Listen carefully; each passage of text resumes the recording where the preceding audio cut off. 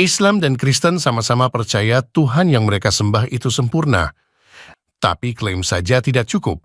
Suatu pernyataan kebenaran harus sesuai dengan realitas, karena kebenaran pada dasarnya adalah kesesuaian dengan realitas. Masalahnya dengan cara apa kita dapat mengukur atau menguji kesempurnaan Tuhan? Bagaimana kita dapat mengetahui klaim kesempurnaan yang satu benar dan yang lain tidak benar? Jika seseorang mengklaim dirinya sebagai pelukis terbaik di dunia, ada satu cara untuk membuktikannya. Mintalah dia menunjukkan karya terbaiknya. Meski penilaian terhadap keindahan lukisan bersifat subjektif, setidaknya dari situ kita akan tahu apakah klaimnya sesuai dengan realitas atau tidak. Kita akan menggunakan prinsip serupa untuk menguji klaim kesempurnaan Tuhan, yaitu melalui ciptaannya. Dengan melihat konsep penciptaan masing-masing agama, kita bisa menilai sejauh manakah klaim kesempurnaan Tuhan itu tercermin dalam ciptaan. Untuk membatasi pembahasan, ciptaan yang dimaksud dalam video ini adalah dalam konteks dunia material. Mari kita mulai dengan Islam. Al-Quran berulang kali menyebut Allah dengan atribut kesempurnaan. 99 nama Allah penuh dengan label seperti Maha Sempurna, Maha Bijaksana, Maha Kuasa, dan lain-lain.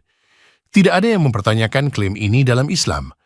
Tapi sekarang, mari kita menguji klaim tersebut dengan melihat karyanya. Ada satu ayat dalam Al-Quran yang sangat menarik untuk dicermati. Surah Ghafir ayat 57 mengatakan demikian. Sesungguhnya penciptaan langit dan bumi lebih besar daripada penciptaan manusia. Ayat ini menyatakan bahwa penciptaan langit dan bumi lebih besar dari penciptaan manusia. Baiklah, kita terima dulu pernyataan tersebut. Mungkin yang dimaksud dalam arti ukuran. Masalahnya, di manakah puncak ciptaan Allah menurut Al-Quran? Jika manusia bukan yang terbesar, apakah ciptaan yang lebih baik dari manusia? Silahkan cari di seluruh Al-Quran. Adakah teks yang dengan jelas menyatakan ciptaan Allah yang terbaik? Sama sekali tidak ada.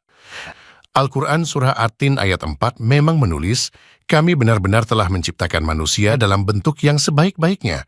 Tapi tepat di ayat selanjutnya tertulis demikian.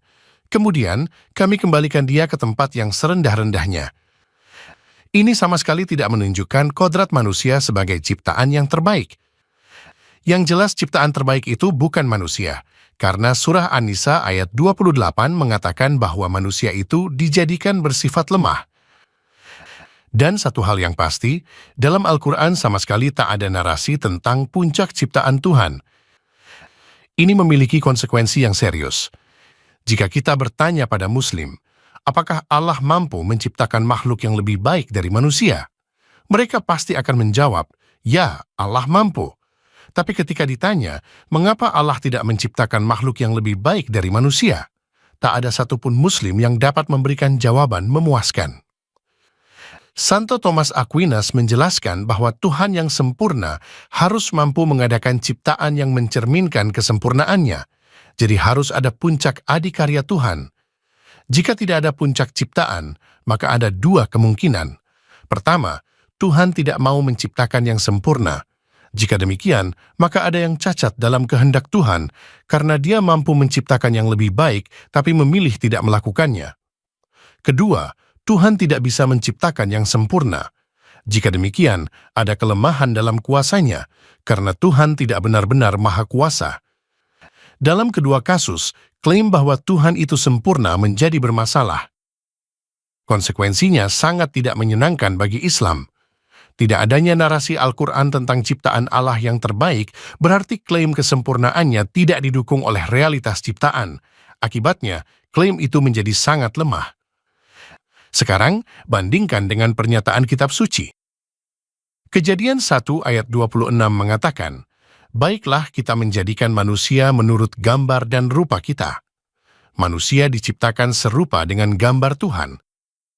Konsekuensinya, tidak mungkin ada ciptaan yang lebih tinggi dari gambar Tuhan itu sendiri.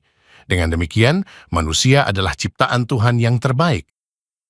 Manusia adalah puncak ciptaan bukan karena manusia paling kuat, paling besar, dan paling hebat, tetapi karena manusia memiliki rasionalitas yang mampu memahami kebenaran dan memiliki kehendak bebas untuk menginginkan yang baik. Dengan kedua kemampuan penting itu, manusia menjadi satu-satunya makhluk ciptaan dalam dimensi material yang mampu merefleksikan semua sifat-sifat Tuhan. Tidak perlu heran jika di antara semua ciptaan di dunia ini, hanya manusia yang mampu membangun peradaban yang terus berkembang. Setelah menciptakan manusia, kitab suci juga mencatat sesuatu yang sangat signifikan.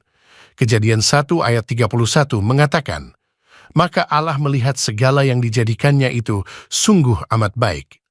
Pernyataan ini menunjukkan Tuhan merasa sangat puas setelah menciptakan karya terbaiknya.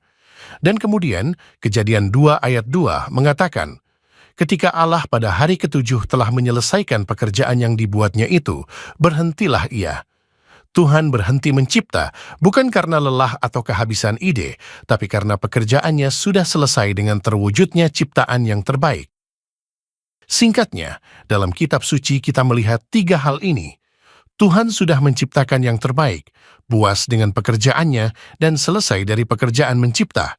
Dengan demikian, kesempurnaan Tuhan sudah sepenuhnya tercermin dalam ciptaannya. Ini memberikan perbandingan yang sangat timpang dengan Islam. Allah dalam Islam mengklaim dirinya sempurna, tapi tidak ada narasi tentang Allah yang puas dengan karyanya. Tidak ada puncak ciptaan yang jelas, tidak ada adikarya final. Maka kesempurnaan Allah tidak lebih dari sekedar label verbal yang kosong. Ini menunjukkan bahwa Allah dalam Islam bukanlah Tuhan yang sempurna, tetapi Tuhan palsu yang ingin menipu banyak orang dengan mengaku sempurna. Sebaliknya, kesempurnaan Tuhan dalam Kristen terbukti melalui karyanya. Ada puncak ciptaan yang jelas, yaitu manusia yang serupa dengan gambar Tuhan. Ada momen kepuasan Tuhan atas ciptaannya, dan ada keputusan untuk mengakhiri proses penciptaan sebagai tanda bahwa segala sesuatu yang perlu diciptakan untuk mengekspresikan kesempurnaan Tuhan sudah tercipta. Inilah Tuhan yang sungguh-sungguh sempurna. Argumen ini adalah salah satu dari sekian banyak yang diurai dalam buku Islam dan Akal Sehat. Ditulis untuk siapapun yang mau menguji klaim agama, bukan dengan hafalan dan iman buta, tapi dengan akal sehat yang jujur dan berani bertanya. Dapatkan bukunya sekarang, linknya ada di keterangan video.